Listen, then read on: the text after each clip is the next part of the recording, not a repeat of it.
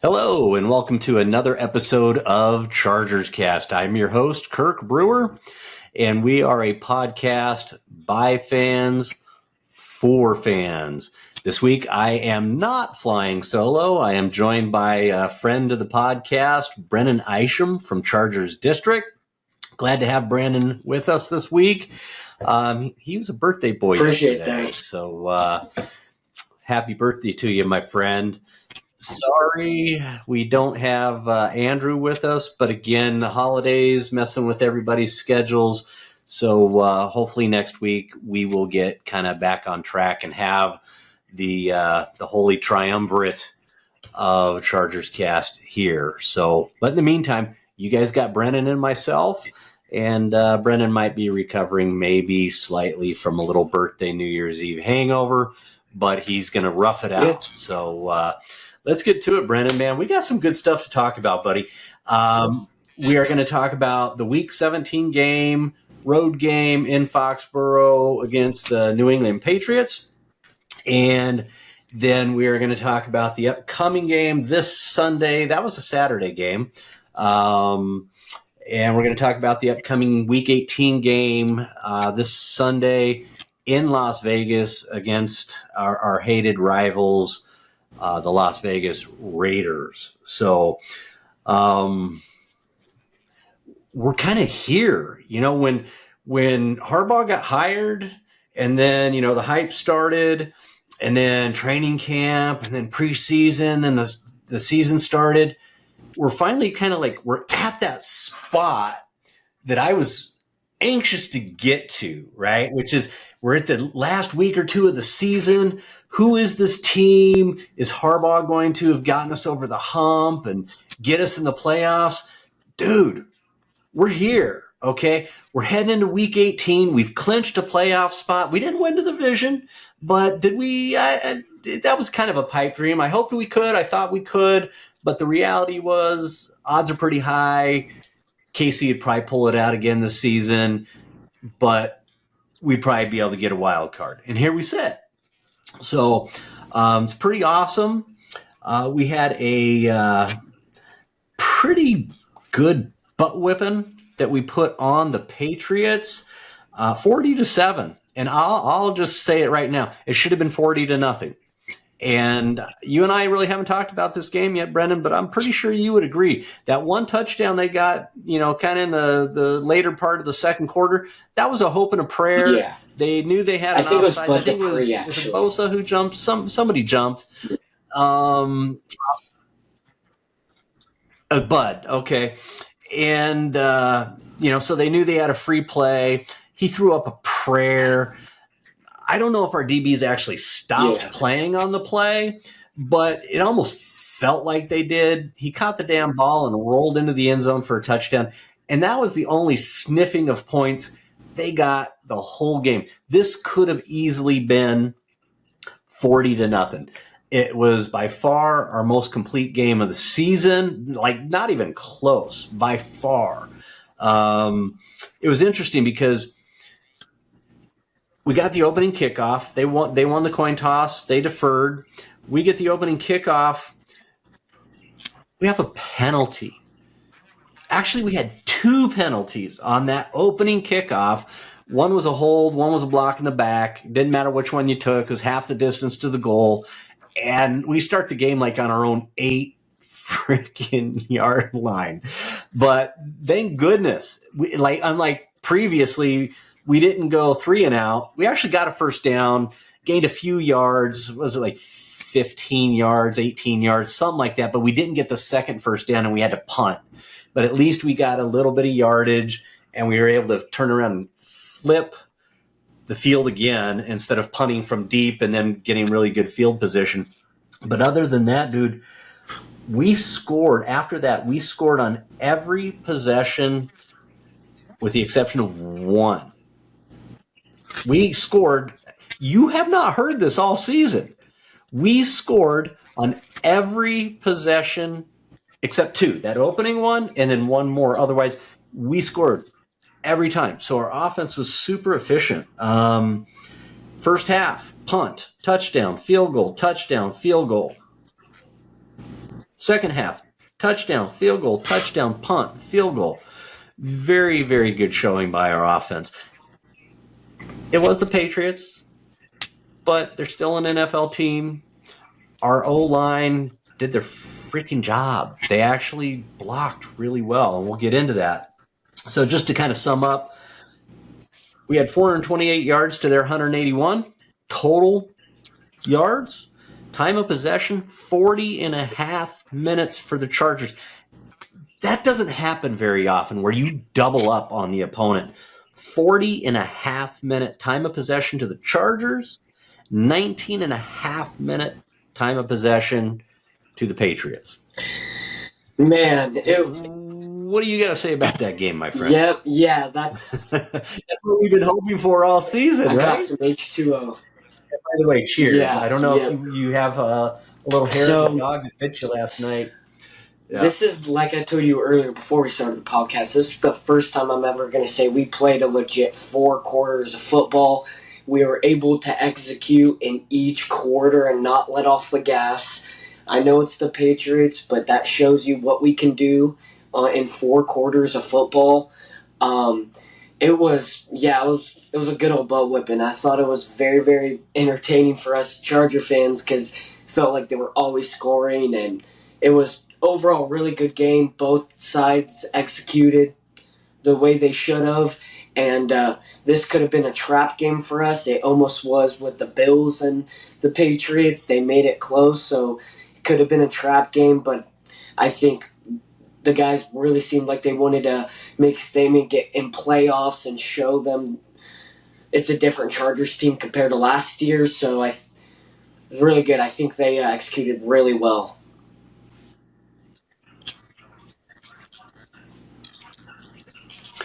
Yeah, I talked about that last week in the pod.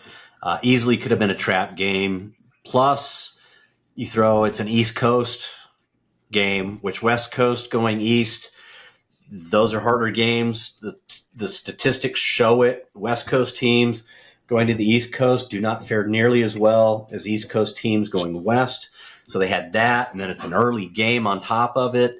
And then potentially inclement weather. It looked like it was a little wet initially, and then it just was cold pretty much the whole game, and they weathered that. So, yeah, no trap game. And by the way, you mentioned it, and it's worth mentioning. The previous week, the Patriots played the Bills tough. It was a 27-24 game. The Bills won it, but it was a tough game. It was 3 points. Yeah, it's a division game, and you got to weigh that in because division games they are what they are. They're a different animal. But still, I think we would all, anybody here on the pod, anybody listening to the pod, the Bills are an upper echelon team. And the Patriots are able to play them tough, period. So for us to go in and take care of business, just another hallmark of Harbaugh teams is Harbaugh doesn't typically, I can't remember last time I saw one where his teams came in completely unprepared and just ended up, that trap game turned into a trap game. He's usually got his guys pretty well focused to take care of business. So it was great to see, for sure. Yeah. And it was nice to put our first 40 burger up as an offense, too. Like you said, it's amazing if you play 4 actual quarters of football, you can actually put some points up. And it was probably, I didn't count them. Let's see, 1, 2, 3, 4. Oh, yeah, 4 touchdowns, 4 field goals. So it's 50-50 and 2 punts. Yeah, it's amazing what you can do if you're playing the entire game and not just a half. It was really cool to watch, especially I guess we can start diving into the offense of it, but that Darius Davis catch, I think that showed right there that it was going to be a really good game for us, and that was his second touchdown in another consecutive game. So it was I think that's really good, incorporating a speedy receiver like him, and I feel like we saw just a perfect execution from Greg Roman, Jesse Minter, Jim Harbaugh on both sides of the ball. They both made both sides of the ball made crucial plays, and I felt like the reason why it wasn't close because they were executing just the right plays at the right time, and just the scheme was perfect.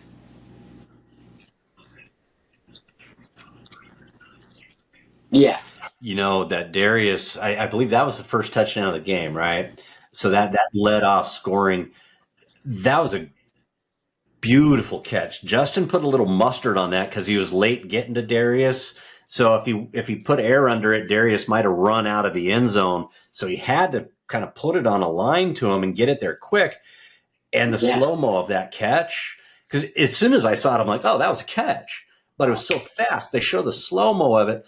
That was a thing of beauty, almost like different but similar in the skill set that Joshua Palmer showed last week on that 2-point conversion.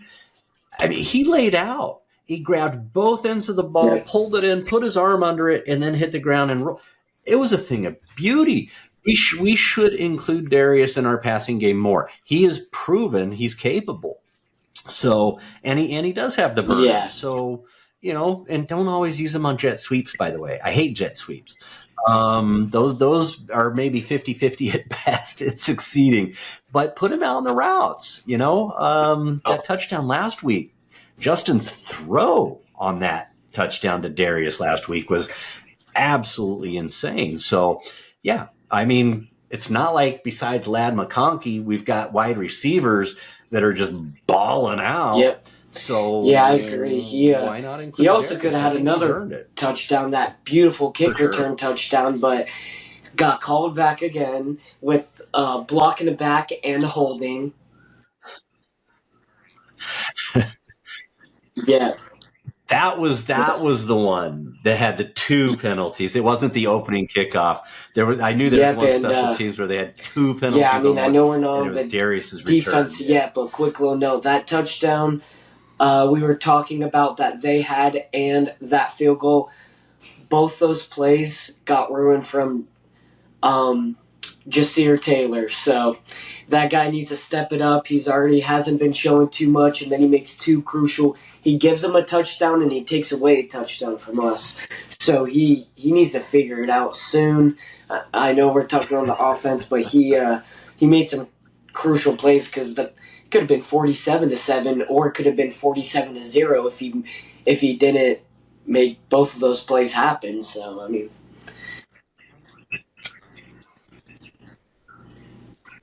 Well, and I think it was the Denver game, too, that Jasir got caught up early in the game. He got caught up. I believe it was a Denver game. I might be wrong on this, but it was like the first score in a game, and he got caught up in a bunch set.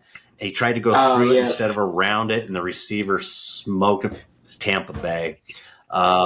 He screwed that one up, too. So, number one, we can't get Dean Leonard back soon enough to really fill that role, I think. And then we need to get Asante back too. So, and then our 2 5th-round studs, Cam's been in and out hurt. Be nice to just get him past that and have both of those boys healthy as well. And have Jasir be that emergency defensive back for sure. A couple offensive observations. First, some numbers. At first, I wasn't going to pull together any statistics on this game. I was just going to bask in the glory of them playing a full game and taking care of business and treating an opponent the way that opponent deserved to be treated. Okay, it was the 3-13 Patriots. They deserved to lose 40-7. Okay, but you know how the Chargers historically are. We play up or down to our competition. So I was just prepared to come in today and hang out with you and just say, all hail Harbaugh. This is beautiful. We're hitting our stride heading into the playoffs. All of that more objective stuff or subjective stuff, I should say. But let's go over a couple numbers. Like I said, 428 yards total offense. I didn't check if that's the most we've had all season, but I'm going to go out on a limb and say it probably was, because we've never played more than 2 quarters in any one game so far this season, maybe 2.5. 281 yards passing, 3 touchdowns by Justin, touchdown passes, and 150 yards rushing. So we were playing some pretty good ball. We were our blocking was very good, and it helped to have JK back. Boy, he makes a difference in this offense. Even though he didn't put up massive numbers, he still put up 78 yards, 80 yards, something like that, and a score. But just what he brings to the table. And then it looked like they did what they needed to do on the interior offensive line. Now, again, we weren't going against the best of the best, but those guys are no slouches over on that defensive line. Our interior offensive line took care of business, and you notice they were given some of the help. Tucker Fisk. With the big boys. What's his name? Fisk? Mm-hmm. Tucker Fisk. And then, of course, our boy Matlock. So there were multiple sets, man, where you got these 2 big 300-pound beasts sitting in front of Justin. And it's like, all right, call out the dogs. It's time to go hunting. So that was beautiful. Ladd set some records. Do we want to talk about Ladd? I think we should talk about Ladd. Ladd set some records, and this is the Chargers, okay? This is the team of Eric Coryell, John Jefferson, Kellen Winslow, and then you had the Twin Towers back in the Philly Riv days with VJ and M80, Antonio Gates. We've had some prolific receivers on this team. Keenan Allen, okay? Ladd has come in as a top of the second round pick, and he has set 2 rookie receiving records for this Chargers franchise, which is huge. Receiving yards and receptions, I believe it is. Not touchdowns yet, but receiving yard. And this coming week, depending on how things go, he may set a touchdown record too. That's incredible. Now, I'll put it in perspective for you. Yeah. He isn't surrounded by a bunch of other stud receivers. Okay. So he has stepped up and become Justin's go-to really quick. Yeah, I agree. But still, you got to put in the work to get those. We're talking about Keenan Allen here. Most of the fan base knows Keenan Allen was our best receiver in the last 10, 15 years, I would even say. And so the fact that he's doing that, I've been hearing stuff about saying, oh, well, there's an extra week now, there's an extra week. But people don't realize Ladd was out one game. So,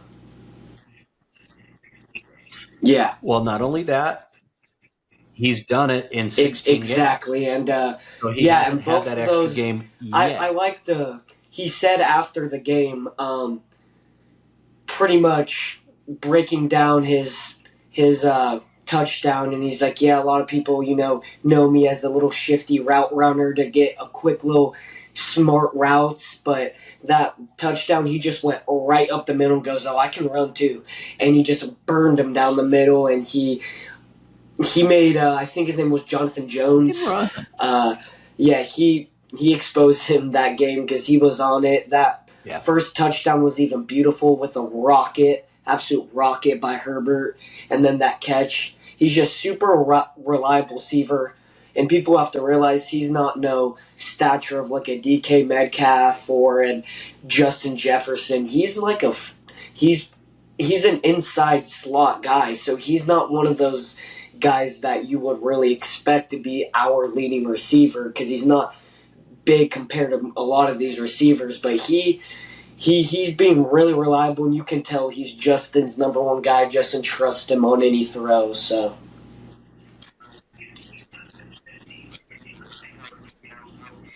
Well, and he's not just shifty, right? He's a high 4.3, low 4.4 guy.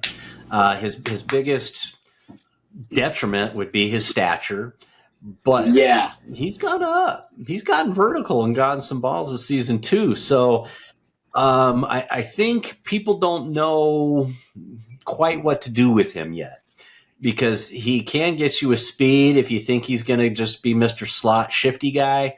But he's so good that even if you think he's going to be Mr. Slot shifty guy, he can still be Mr. Slot shifty guy and make you miss. Like that one touchdown. That was a thing of beauty, that first touchdown where he ran the curl route, little rub, juke back, and the ball's right there on him by Justin. And that was a pretty tight window. So I'm looking forward to seeing him mature as a receiver. And I'm also looking forward to, I've said this a couple times this season, I'm looking forward to him putting maybe 10 or 15 pounds on as he gets a little older and starts playing the pro game.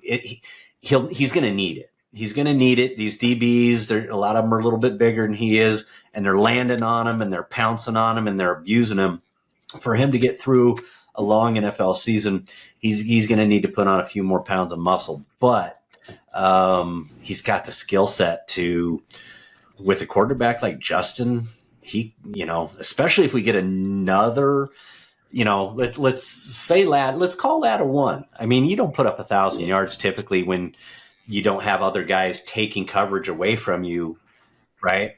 But what if we had a 1A and a 1B? Now all of a sudden you can't go, well, Ladd's the dude, right? And God forbid we get a true pass-catching tight end, then I dare you to stop this team. If we get another number 1 receiver and a pass-catching tight end, you're screwed, because we got Joe Alt and our boy on the other side, Slater.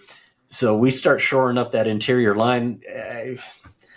I don't know how you're gonna stop Harbaugh and Giro. I just don't know how you're gonna do it. So, all the praise to Ladd. He's put in the work. He's obviously, his hands are awesome. I can't recall him dropping maybe more than 2 or 3 balls. And by the way, I saw a stat this week. The Chargers are, I believe, second rated. I'm pretty sure you saw this stat too, because I think it was on Insta. Yep. They have the second most drops in the league. Yeah. It felt like we've had the second most drops in the league.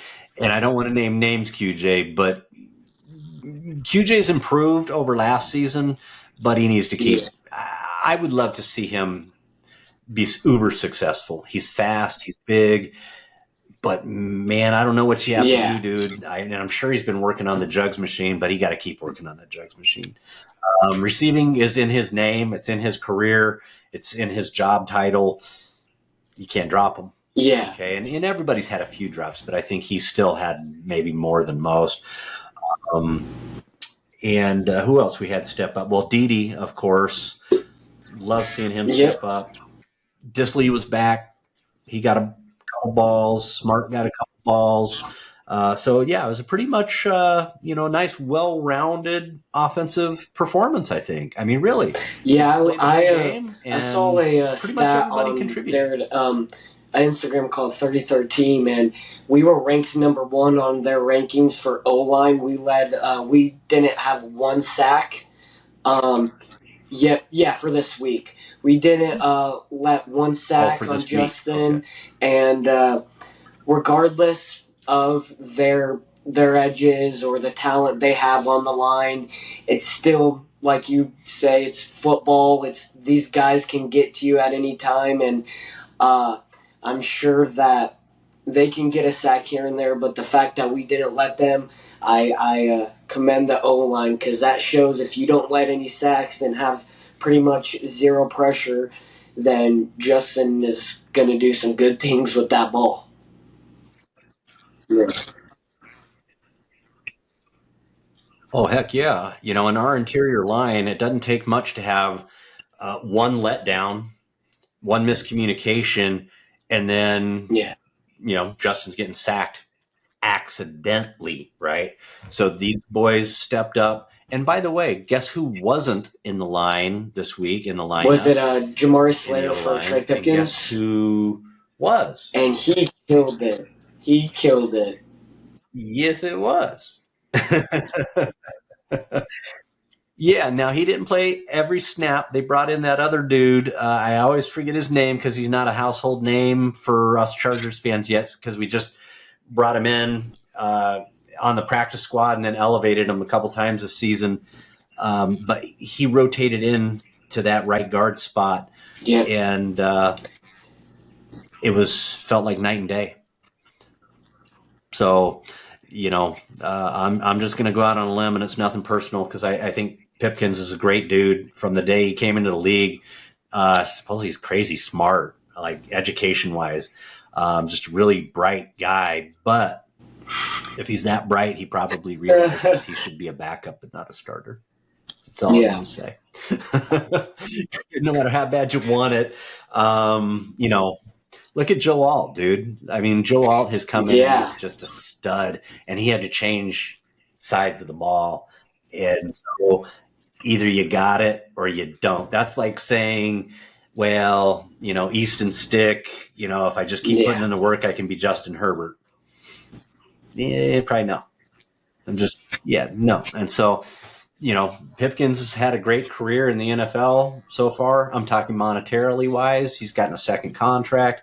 Nothing wrong with that, dude. If you're playing on a winning team and they're calling on you to be a backup, because he could basically, other than center, right? He'd be a valuable backup, because he can play any position on the line other than center. So there's something said for guys in that role, and they get paid pretty damn well to fill that role. So defense, I don't know how much we need to belabor it, because they did what they do. They had that letdown in the Tampa Bay game, but other than the first part of the Denver game, the first quarter and a half, so they had like 2 quarters in the Tampa Bay game and then another quarter and a half in the Denver game, and then all of a sudden they woke themselves out of this funk that they were in and started playing how they've been playing again. And this is with, people rotating out of that lineup too. Held these guys to under 200 yards, right? We got 4 sacks, pretty good, and unfortunately we didn't get any turnovers on them. Yeah. But the defense is doing what the defense does, right?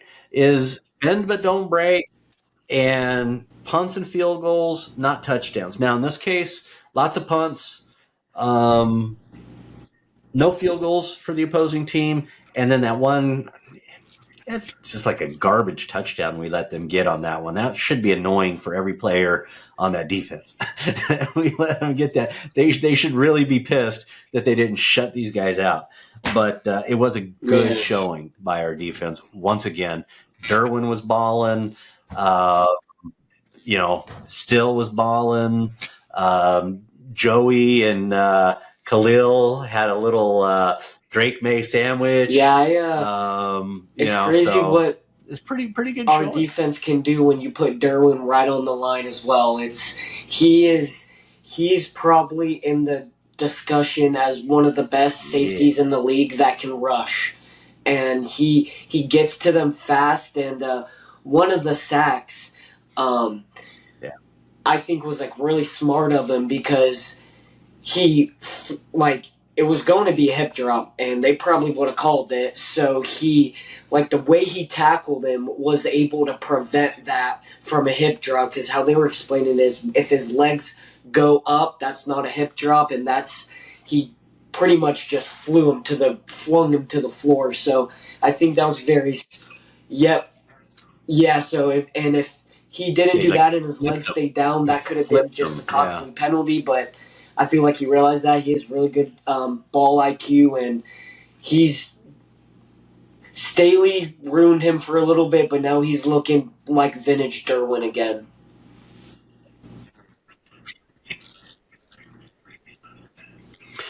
Yeah, and that was a shame. I was really getting upset with Derwin because of what Staley was asking Derwin to do. It's been great to kind of see him getting back to being the Derwin that he's capable of being. And I don't think anybody ever questioned his, how good of a teammate he is, the energy he brings day in and day out. I mean, have you ever seen the guy not smile? I mean, he's just one of the happiest human beings that I've ever seen. And you talk about, shit, if I was making as much money as he was, I'd be happy too. But, but the reality is, it's a hard job, especially when you're losing, right? And money doesn't make people happy. We've all learned that. You can be rich as hell and still, just have bad days. He comes I've never seen him not smiling and just upbeat and positive. And that's got to rub off on the whole locker room. I think that's part of the reason Harbaugh is always raving about Derwin, is because Derwin's got that something special about him. And it's not just as a football player, it's as a human being, that when he walks into the building, he lifts up his teammates, he encourages his teammates. So it's great to see him getting back to playing good ball on top of it. And, let's just hope we get Mentor for, at least 2, if not 3 seasons. I know halfway through the season, started hearing those rumblings, Mentor's going to be, a hot commodity in the off season for these, head coaching vacancies. Yeah. Well, let's hope that's not the case. I'd love to see him flourish, but flourish in 3 or 4 years. Let's go win a couple championships first, and let's go win. Harbaugh was talking multiple championships. So let's go win a couple multiple championships. And then you ride that, you parlay that into a big old fat head coaching contract. Yep. For sure. Anything else on the defense? I mean, the only thing I had to mention was that one lapse. Otherwise, they took care of business too much. against executed. I will say it does hurt having getting Elijah Molden out for the season. That was one thing I didn't really understand. I think that was a bad coaching decision on their part because he got injured. He went off the field after being on the ground, and then they put him back in 2 plays later, and then he does what he does. I forgot what injury it was, but so... he's got a broken fibula, and I forget if it's his right or left leg. I saw an interview with Harbaugh. He told the trainers that it felt like a bone bruise, and he had to walk it off. He walked it off for play, and he went back in. So they didn't just throw him in. He's being the warrior football player that he is, and you just don't know sometimes, right? You get dinged up. And so he's like, oh, no, it's just a bruise, goes back in. And, the next play, he's like, oh, this is not a bruise. And so he went down again, and they took him out and then, did the x-ray. And it wasn't, it wasn't like a compound fracture. I didn't see any x-rays, but I suspect it's more like a hairline fracture.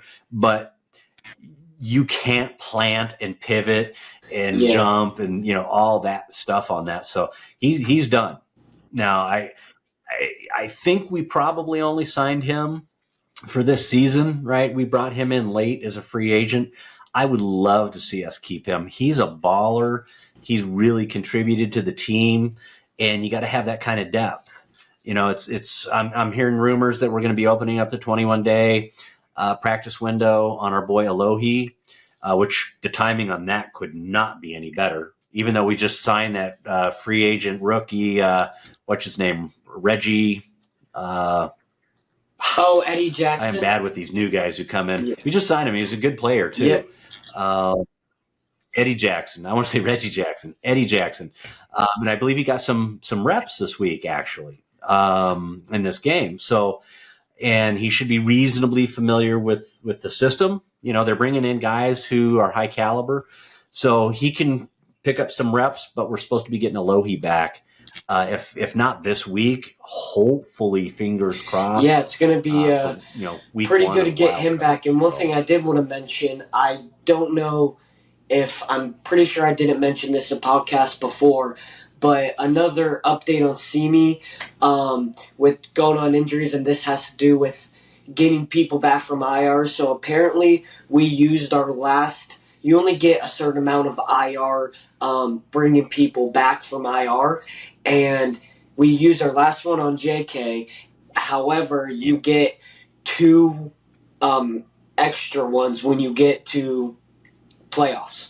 So most obviously he's probably not going to play next week, Alohi, but I feel like he's playoffs because I'm pretty sure that's how it was working, and we'll probably get Simi back too in playoffs as well. So that'd be pretty nice.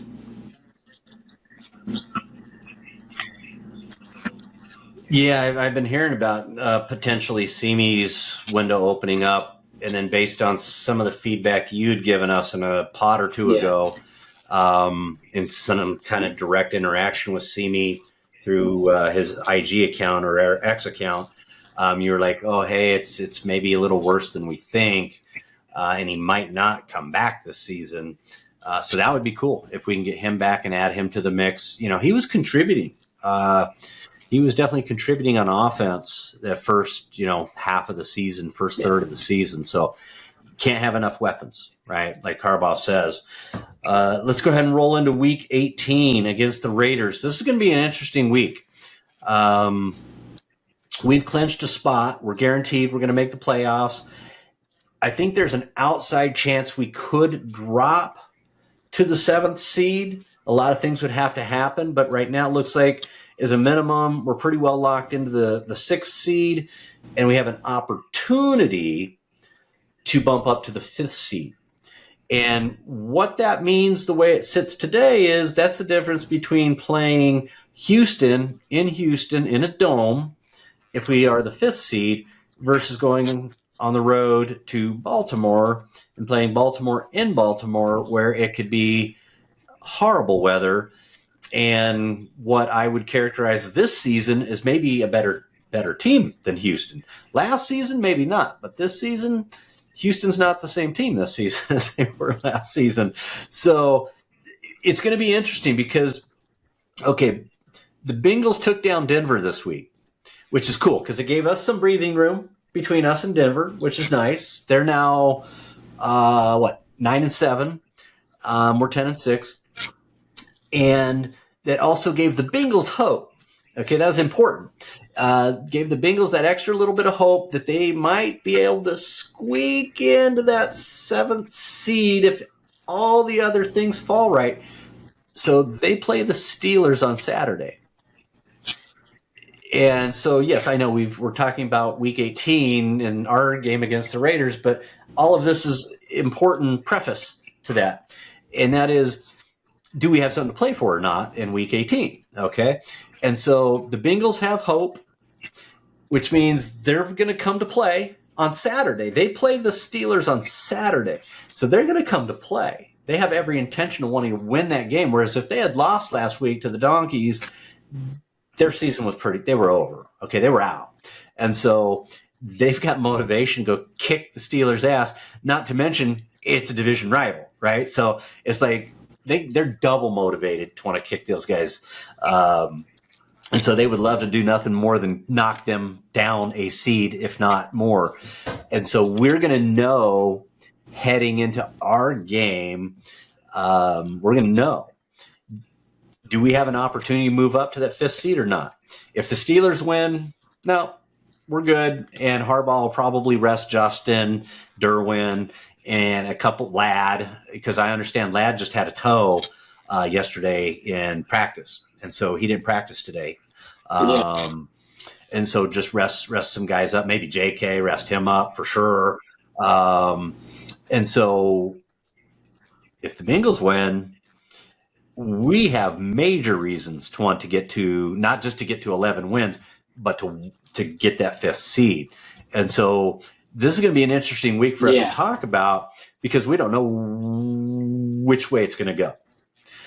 Fingers crossed that the Bengals win and we have a major opportunity here to go spank the Raiders, get to 11 wins.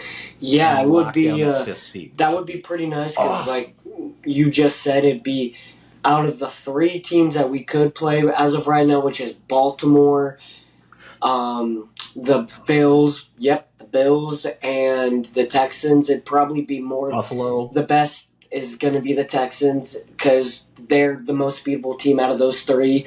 I would not want to play the Ravens again because seems like, hate to say it, but seems John has Jim's number when it comes to coaching.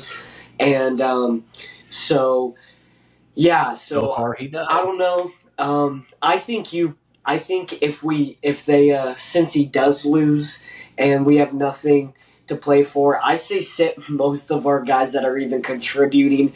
Let some of these guys that haven't even played come and play. Maybe that's an opportunity to get Brendan Rice. I don't know if he's injured still, but or DJ Chark or a couple of these guys still trying to prove themselves. Get them to play the whole game because they will only get them better and they might be able to prove something. So, yeah. Yeah, get Taylor Heineke some reps. Put it this way, as fans, if we've got nothing to play for next week, there's still absolutely all kinds of reasons for us to tune in and watch this game, even though, you could term it a meaningless game. It's like, I don't know, do you guys all watch preseason? I do. And the reason I do is because I want to see all these developing players, all these new players, see what they've got, see how they fit the scheme. I want to see all that. I don't want to just hear about it as we head into the regular season and go, oh, we cut this guy, cut this guy, and this guy came out of the blue as a free agent like Eckler or Gates. I want to watch those guys evolve. Just like, I always forget the guy's name. We had as a free agent who we ended up cutting, and he went to Miami and lit it up. Wes Welker. The receiver, little guy. He was a small guy. I always forget his damn name. Yeah. Wes Welker, dude. We had Wes Welker. Wes Welker was a free agent that we signed, unrestricted or undrafted free agent, and we cut him in week 1. We kept him on the active roster in the first week, and then we cut him after week 1. And then he went on to become Wes Welker. Okay, it's like, shit. So there's reasons to watch this game, see our backups. It'll be really interesting to see Taylor. I like Taylor. I think he's scrappy, and I think he could win us some games if we ever needed him to. So we'll see. But here's what we got going on in this game, just to kind of cover it in a general sense. It's the Raiders. Guess what the Raiders have done last 2 weeks in a row? They've won. Yeah. So the Raiders can't even lose right. Okay. They went from being the number 1 pick in the 2025 draft 2 weeks ago to now they're like 6th. They've won the last 2 games in a row. You just can't make this stuff up, man. So, and of course, their coach, he's like, hey, there's no such thing as meaningless games. And our guys, it's not like they have nothing to play for. They're professionals. Well, you just lost the number 1 pick in the draft and you got nothing to show for it. For us, if it means something, if this is a meaningful game, again, it's a division game. So you can almost throw out the records. You can't take it lightly. It's a road game. We're going to have to go in there. We're going to have to take care of freaking business. It's going to be really important. I don't know. I haven't heard yet what's going to go down this week, but they've been playing their 3rd string quarterback who wasn't on the team to start the season, Desmond Ridder. They brought him in to now be their 3rd quarterback after AOC and Minshew. So I believe Ritter's going to be the starter this week. I haven't heard anything about Aiden O'Connell. So, there's a reason Ridder was just out there available when they needed somebody. And we don't have, there's no Max Crosby on the Raiders. He's done for the season. And what's his name? Christian Wilkins, right? He was done early in the season. He's gone. So it's not like we're going up against this incredibly formidable defensive line or super talented quarterback, which, they haven't had all season, but now they're already down to, number 3. So I would say if the game's not, if the game counts for something and it's going to give us a shot at that 5th seed, Harbaugh should do what Harbaugh does. I agree. I feel like if we execute like we did against the Patriots, it's gonna be a great game for us. I do think that they have one of the less talented rosters in the league as of right now compared to ours. So with our high-powered defense that we've been showing throughout every game, except a few, I think it's going to be good. Desmond Ridder got released and became a backup for a reason. So I feel like if Jesse Minter can capitalize on that, I'm pretty sure one of their best receivers is Jacoby Myers. He's decent, but they don't have any depth on the wide receivers, so they don't have a high-powered offense. And two of their star defensive players are both out. So it's like there's a lot of to look forward to. Yeah, and there's a lot to look forward to if we start the starters, especially even though it's a division game and anything can happen. They, like I said earlier, they don't have the weapons to win against some of these teams that if we play perfect, they're not going to be able to create an upset, in my opinion, if our defense is executing, our offense executing, especially like we did against the Patriots.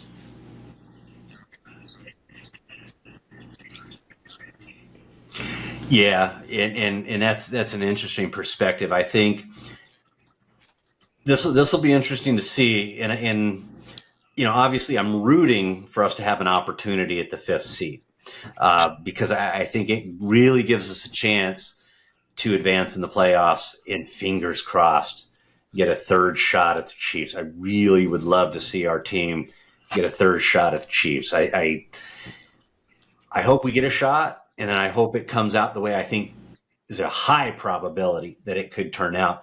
But if that doesn't come to fruition and we do play our backups, I think our backups have a very good chance of beating that team too. Yeah.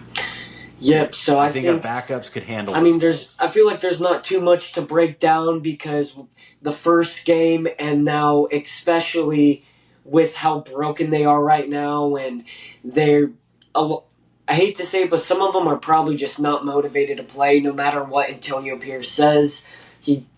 They're grown men, and they are very competitive. They're in a competitive league, so they want to win, and having only a couple wins in your record, especially having some promises earlier on in the season or earlier on in off season, I think they're just losing determination. So I don't know how hard they're going to play, if it even is going to be something to play for. I feel like personally when we played them last time, they were way more hungry to beat the Chargers and their new head coach Jim Harbaugh, but there's a lot of factors that are saying that it's not looking too good, especially near it's the last game of the season. Yeah. So we'll see though.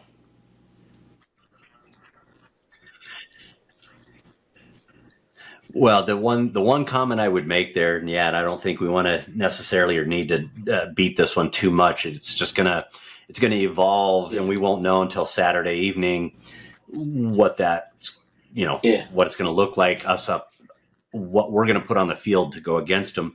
But we are at that time of year where a lot of these guys have incentives in their contracts, so they may not be playing their best for the team's record per se, because they know it's meaningless, but yardage, interceptions, touchdowns, all those different metrics that may be put into their contracts for making an extra 100,000 here or $500,000 there.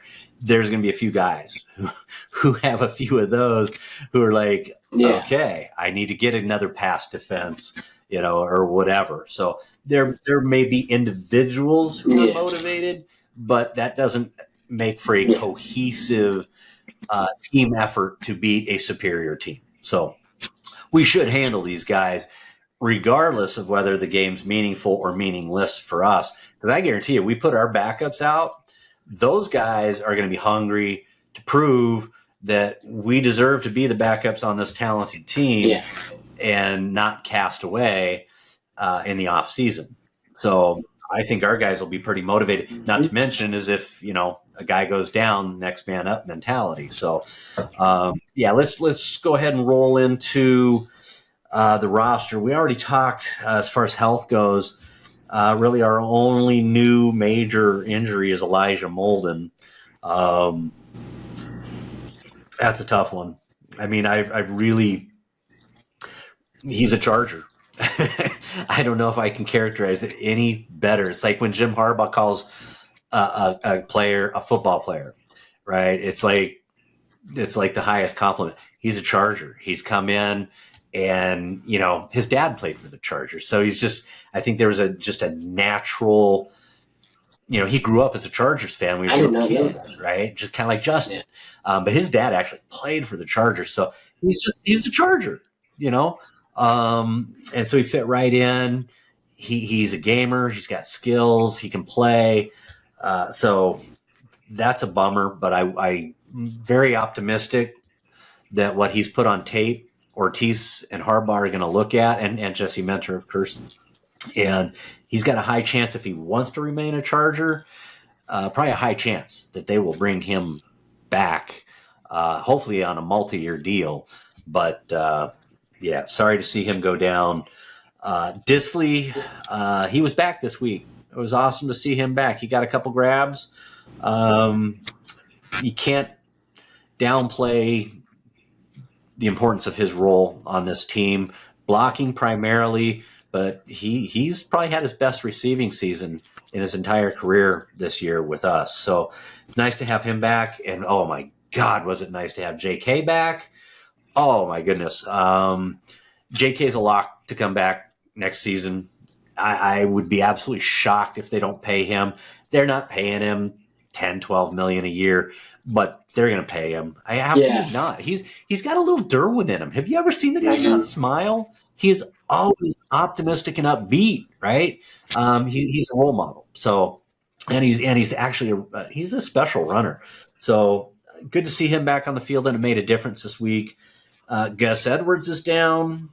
I don't know if they even mess with bringing him up this week. Just keep him down and get him full strength for the playoffs.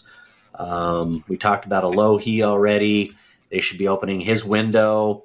Probably doesn't make a lot of sense to bring him back this week unless they just want to maybe have him play 15, 20 reps and knock some rust off.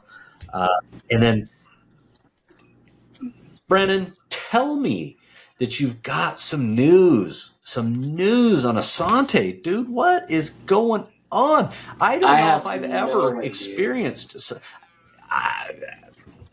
I don't know. No idea, man. I don't know. What's the deal? I'm not sure if they're doing this on purpose to let him go because they know he's going to be out the door and they're having contract disagreements or they're having disagreements. But it's kind of looking that way in my point of view because you're not talking about him. He's not.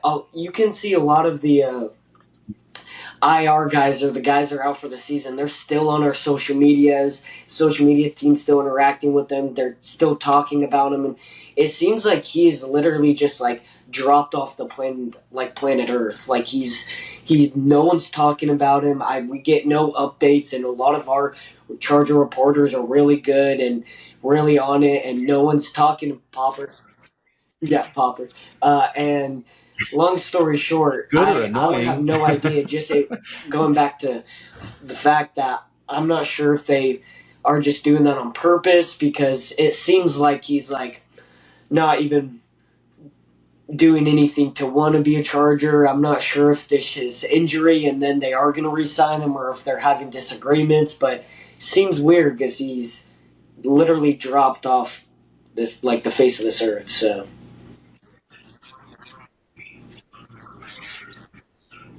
Yeah, and normally, some reporter's going to dig up something somewhere, a close friend, somebody in the organization who leaks a little bit of what's the real scoop.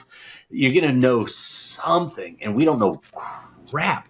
I mean, maybe these guys should run our federal government because Lord knows our federal government just leaks everything to anybody. But Asante is like, top secret. Is it really an injury or is it a dispute? Does he have pictures on site? I mean, I would have, I got nothing. And I'm a huge Asante fan. Good DBs are hard to find, and he's way more than a good DB. He's a baller. He can ball.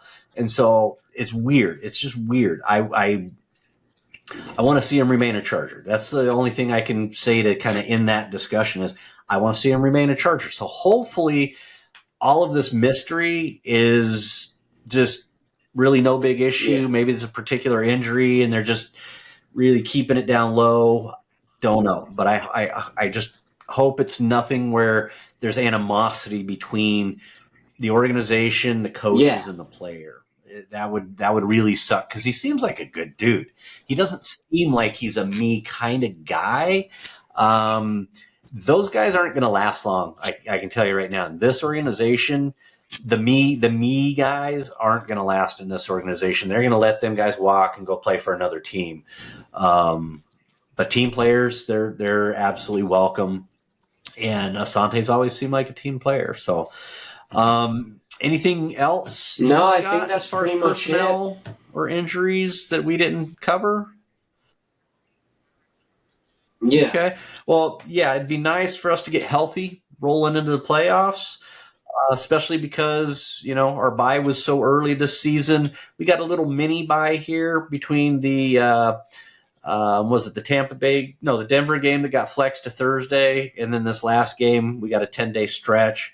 And then we played on a Saturday and then now we're playing on a Sunday. So we get an extra day there.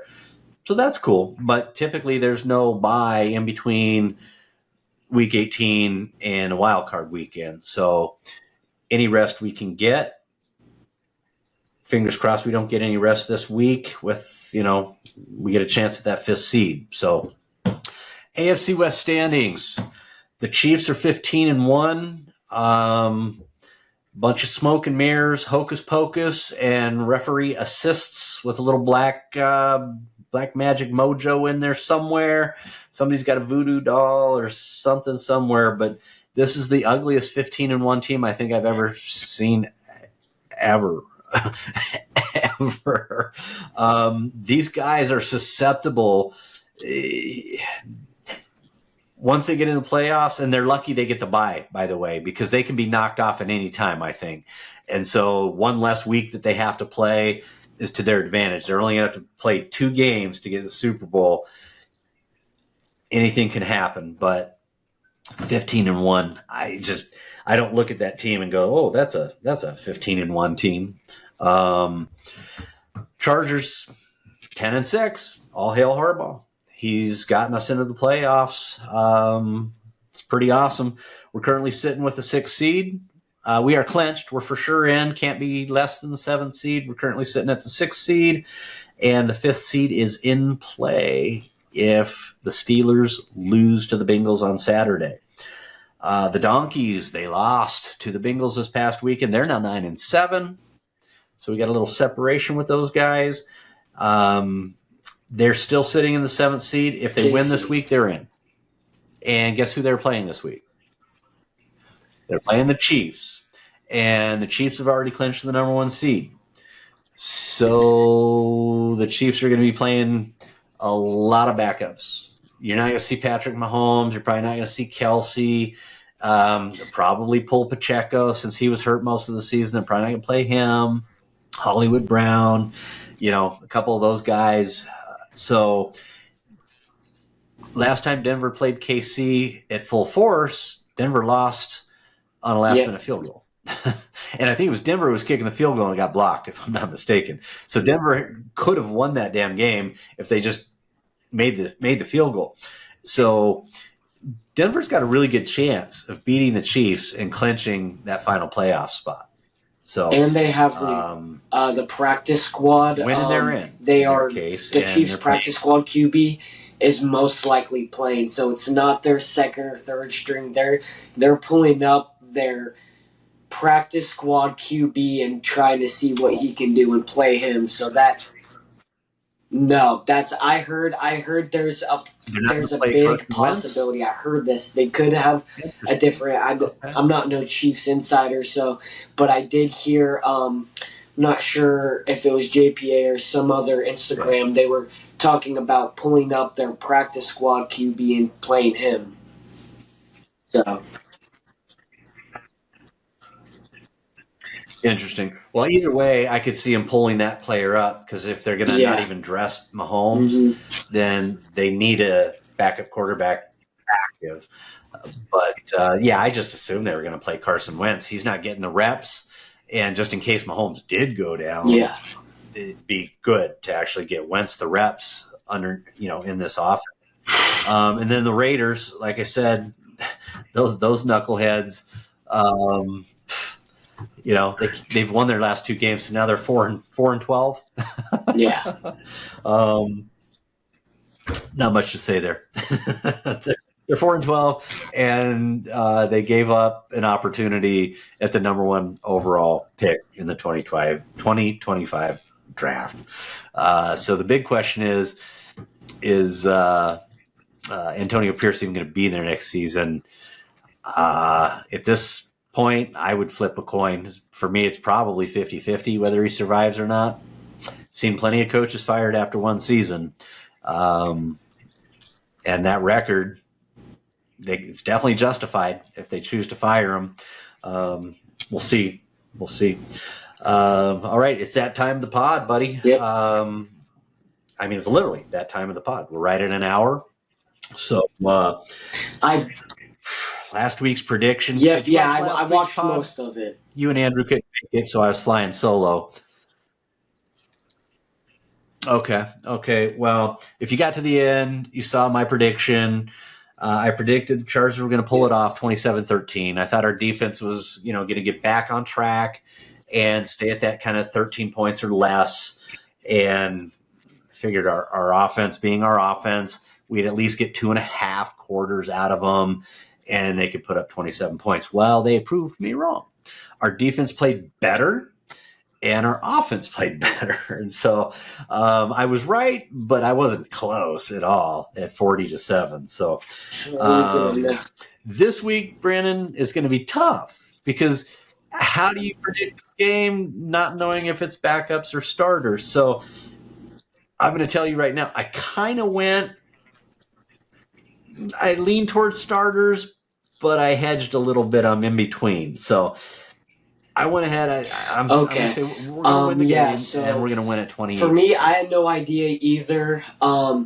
Like you said, though, it is a divisional game, and some of those games could be a trap game. So regardless of the roster, no matter what I was saying before, but based off that and based off us really not knowing, I'm going 24-14.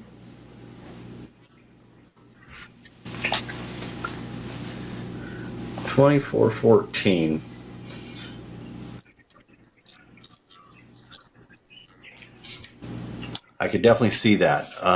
It is a division game.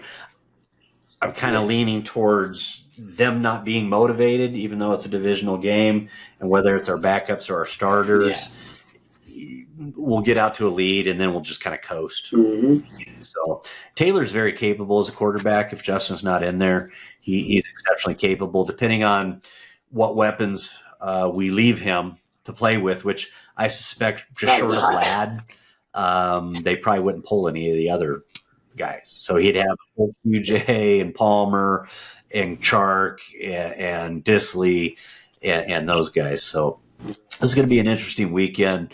We haven't been in this position for a little while where we're clinched and we're playing for something maybe, but maybe not. So it's a great place to be.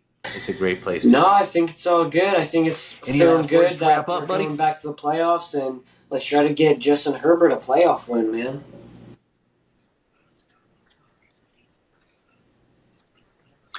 Yeah, absolutely. He Justin is much maligned because he doesn't have those credentials. I mean, he just set another record this week. He's the youngest quarterback or the fastest quarterback. Oh, he's put up more yards in his first 5 seasons than any other quarterback in NFL history. And in this game, this last week, he passed Peyton Manning to be in the number 1 spot. Make of that record what you will, but Justin's got all kinds of franchise records, and he's, up in the top 5 of NFL history for completions and passing yards and all of these things. In his first, he's exceptionally capable, and now he's got a coach that is capable of coaching properly and managing things properly to get into the show. And any of us that have been football fans for any length of time, we know the teams that focus on getting in, like the Ravens are a perfect example. The Steelers are another great example. Just make it every year. Just make it to the show. Make it to the show. Make it to the show. And you don't know once you're there. And Eli Manning is a great example of this. Both his damn Super Bowls. You just sneak in, and then you never know what you're going to do. Right? Eli won at least one, if not both, of his Super Bowls as a wild card. They came in as a wild card. I think Pittsburgh got one of their recent Super Bowls as a wild card, and they were able to run the table. So Harbaugh knows, just get into the dance. He's really good at getting there, and then at that point, it's sudden death every week, and strange things can happen. So we're entering the era of Harbaugh. We're making it in our first season. Yeah. You know the drill. You got it. That said, I was waiting for you, man. Nobody. Who has it better than us? Who's got it better than us is the official phrase. Nobody, baby. We're going to the playoffs. In Harbaugh, we trust. Bolt up. Watch this game. Should be interesting regardless of whether we're playing for the 5th seed or our backups are playing. And we'll be back next week to review that game and preview who our matchup is for week 1 of the wild card round. So bolt up. Get you guys next week. 4 seconds left in the game, but this is likely the final play that matters. End zone wide open. What a night for Mike Williams. And the Chargers have their first lead of the night. Hi, I'm Kirk Brewer, the creator and host of ChargersCast. I just wanted to say thank you so much for tuning in to another episode of ChargersCast. We really appreciate you engaging with the podcast. When I created ChargersCast, it was intended to be a podcast about everything Los Angeles Chargers from a fan perspective. It's by fans and for fans. So it's for you, and we really appreciate you being here. If you haven't done so already, please go down below, leave a comment, give us some feedback. We really love to hear from you. And if you haven't done so already, please subscribe and click the little bell so that you get notifications when new content drops. Again, thank you so much for tuning in to ChargersCast. And who's got it better than us? Nobody.